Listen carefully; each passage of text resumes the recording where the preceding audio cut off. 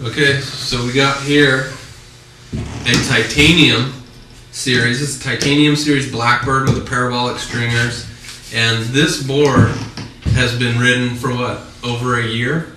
A little over a year. Just over a year now. And normally you go through a regular polyester in like 2 months. For instance, like, I'll grab this thing real quick. You know, this is like 2 months. You know, 2 months. You can see the impressions in the deck. The crease of the nose. This I was riding this in France and a few other beach breaks, and I basically rode this for a year, and that was the favourite board in my quiver. And normally, you know, your favourite board in your quiver is the one you ride the least because you don't want to ding it, you don't want to wreck it, you don't want to destroy it. Especially for, you know, pro surfer, they're like worth, you know, they're gold to. You know, you come across your favourite board, you're like hiding it. You don't even let your mates ride it, nothing, you know. So this one, I was busting this out every day because it's my favourite board, and you can see like.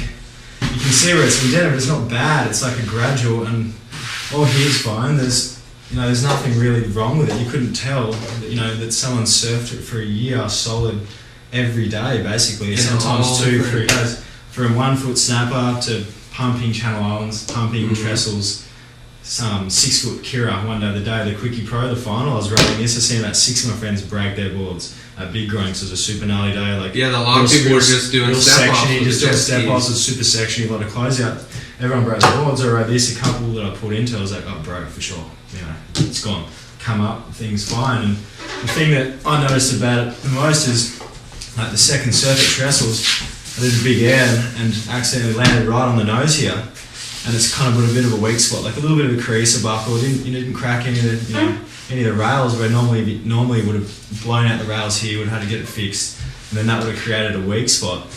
And then, you know, it's kind of just, even if it didn't, it's like a windshield, you know, to have it there, it's going to crack over time. It's just going to keep So basically spreading. I had it for a year with a weak spot in it, and you can see it hasn't spread at all, not one bit from that single day. And, you know, pulling in, doing more airs, landing on it again, it just, you know, hasn't done anything. And like, I gave this back and I'm about to go home, and I'm like, I might have to take this home again for like another round for another year, you know what I mean? Like, go for bring 2. it back next year, you know. It's just, and then once again, it's like the other boards that they're doing, new era ones. It's just, you know, you don't lose any performance at all. Like, if anything, you gain performance. You gain, you know, you gain speed. You can get, you know, responsive.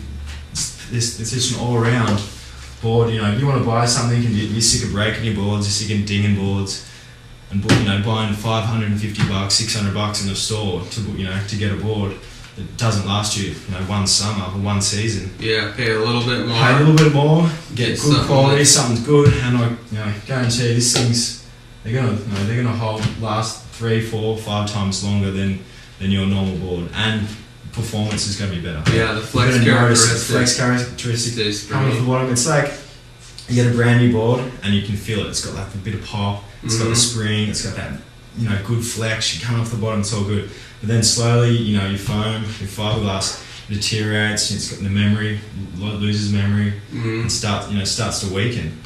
And basically, this thing, it holds its whole thing. You know, the whole deal. Still springing, still going, and I'm still loving it. You know, it's great. And the weight, and they're light too. Yeah, and they're lighter than any other board. Light. It's like the lightest 4-ounce team board you could get, with a resilience of like an 8-ounce, like, you know, Voland or something. Voland or like Mal, like that you're going to throw up on the rocks. But right. If you're serious about improving your surfing and want a board that's going to help you out do that, and, you know, you want it to last, this is the way to go, definitely. All right, I'm going to agree with you again. Again. That's a wrap. It's a wrap.